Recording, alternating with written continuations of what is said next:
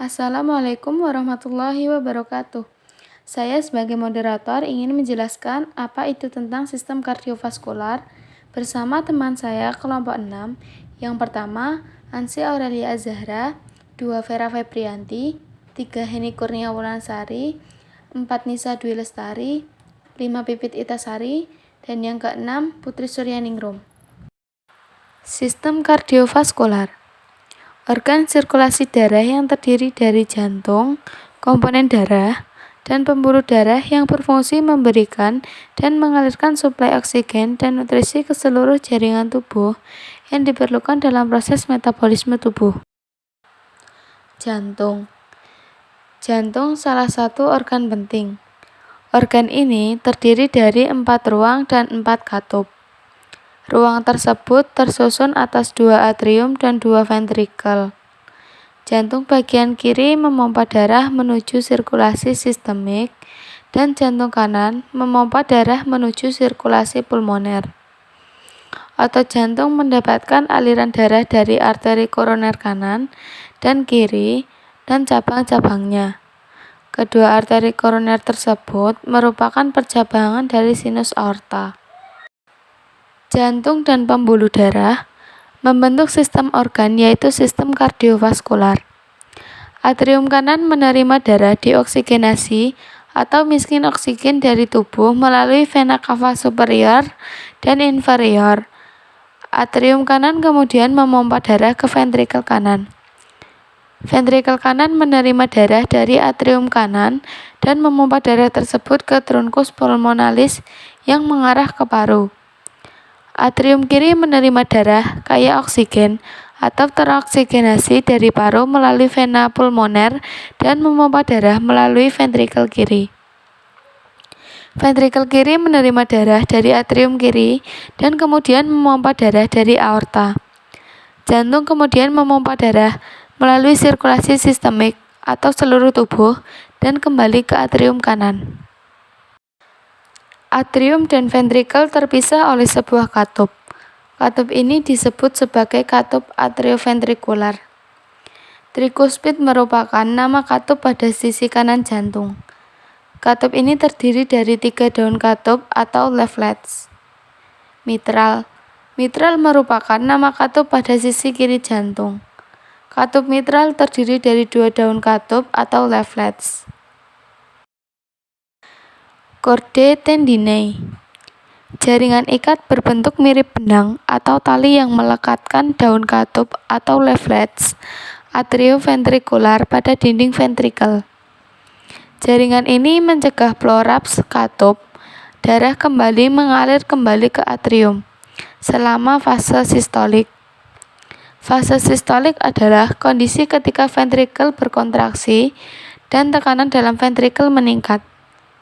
Papillary muscles atau musculus papillaris adalah otot pada dinding ventrikel dan menjadi penahan serta melekatkan corde tendinae.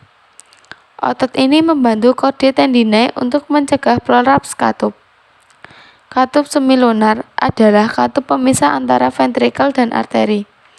Terdapat 2 katup semilunar yaitu katup pulmonal pada sisi kanan jantung, katup aorta pada sisi kiri jantung.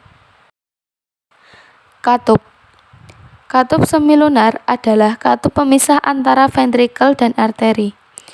Terdapat 2 katup semilunar yaitu katup pulmonal pada sisi kanan jantung, katup aorta pada sisi kiri jantung.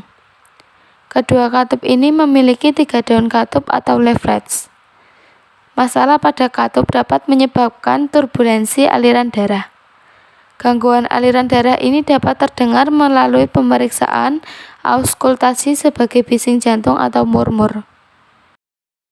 Perikardium. Perikardium adalah kantong jaringan ikat fibrosa yang menyelubungi jantung serta pembuluh darah besar atau aorta dan truncus pulmonaris. Lapisan pelindung jantung ini terdiri dari 3 lapis. Parietal adalah nama lapisan yang menempel pada lapisan fibrosa. Visceral adalah nama lapisan melekat pada miokardium atau otot jantung. Epikardium adalah nama lain untuk lapisan visceral. cavitas perikardial terbentuk antara kedua lapisan serosa dan mengandung sedikit cairan perikardium atau serosa. Cairan ini berperan sebagai pelumas perikardium untuk mengurangi friksi atau gesekan. Pembuluh. Pembuluh darah terdiri dari pembuluh darah arteri dan vena.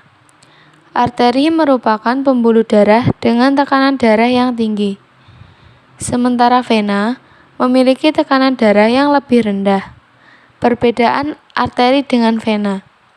Arteri memiliki dinding otot yang lebih tebal atau tunika media dari vena. Vena memiliki katup untuk mencegah aliran balik darah. Arteri memiliki lumen yang lebih kecil karena harus menjaga tekanan darah tetap tinggi, tetapi vena memiliki lumen yang lebih besar. Pembuluh darah besar memiliki 3 lapisan. Lapisan tersebut adalah tunika. 1. Intima, terdiri dari endotel dan lamina elastika interna. 2. Media, terdiri dari otot polos dengan serabut elastis. Lapisan ini berperan dalam vasokonstriksi dan vasodilatasi pembuluh darah. 3. Adventisia atau lapisan eksterna, tersusun atas jaringan ikat yang mengandung kolagen dan serat elastin. Lapisan ini membantu melekatkan pembuluh darah ke struktur terdekat. Arteri. Arteri menjadi lebih kecil saat mereka bergerak menuju bantalan kapiler. Kapiler adalah pembuluh darah terkecil. Secara umum, ada 3 jenis kapiler. Kontinu. Sebagian besar lapisan endotelium tidak terputus dengan beberapa celah kecil antara sel. Celah antar sel. Membran basal sama sekali tidak terputus. Fenestrated. Endotel berisi sejumlah lubang kecil atau penetrasi serta celah antar sel. Sinusoid. Hanya ditemukan pada hati, limpa, dan sumsum tulang. Ada celah antar sel yang besar antara sel-sel endotelium dan membran basal tidak lengkap. Arteri koroner. Arteri koroner kiri dan kanan muncul dari sinus aorta kiri dan kanan pada dinding aorta, tepat di atas daun katup aorta.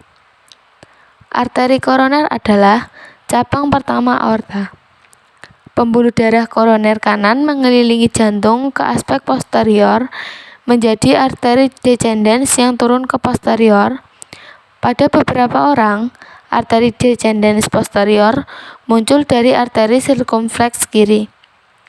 Dalam perjalanannya, arteri ini bercabang menjadi cabang nodus sinoatrium dan cabang marginalis kanan. Arteri koroner kiri bercabang menjadi arteri descendens arterior kiri dan arteri sirkumfleksa kiri pada aspek medial jantung. Dari sini, arteri sirkumfleksa berputar ke bagian belakang jantung dan melepaskan cabang marginalis kiri. Pembuluh darah sistemik. Ventrikel kiri akan memompa darah keluar dari jantung melalui aorta. Aorta ascendis akan membentuk lengkungan atau arcus aorta sebelum menjadi aorta descendis dan terus hingga ke abdomen. Arcus aorta memiliki 3 cabang pembuluh darah utama, yaitu 1. Truncus brachiocephalica, 2. Arteri carotis communis sinistra, 3. Arteri carotis subclavian sinistra. Penyakit pada jantung. 1. Penyakit jantung koroner. Penyakit jantung koroner disebabkan oleh adanya penyumbatan pada pembuluh darah arteri oleh tumpukan plak maupun zat-zat kimia dari makanan dan minuman. Hal tersebut membuat adanya penggumpalan darah pada bagian arteri sehingga aliran darah terganggu. 2. Kelainan irama jantung. Kelainan irama jantung atau aritma merupakan kondisi di mana laju irama jantung tidak normal. Laju dapat terasa terlalu cepat, terlalu lambat, atau ritmenya tidak teratur. Pada umumnya, kelainan irama jantung tergolong tidak berbahaya, dapat menimbulkan gejala dan komplikasi yang parah apabila penyakit ini muncul karena adanya kondisi gangguan jantung lemah atau rusak. 3. Penyakit jantung bawaan. Penyakit jantung bawaan sebagian besar disebabkan adanya kelainan struktur maupun fungsi jantung sejak bayi dalam kandungan.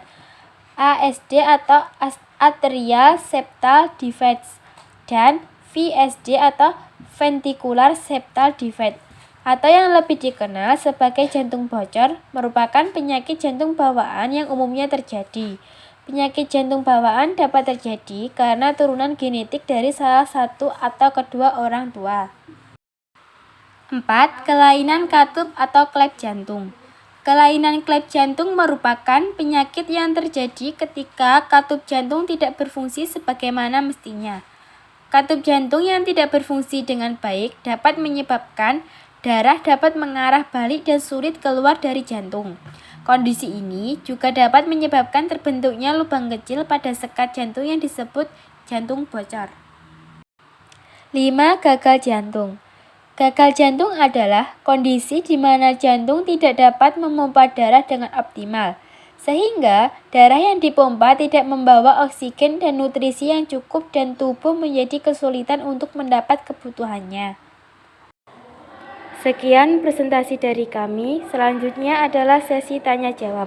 Malu bertanya sesat di jalan, tapi kalau banyak tanya itu tanda tidak memperhatikan. Sekian dari kami, wassalamualaikum warahmatullahi wabarakatuh.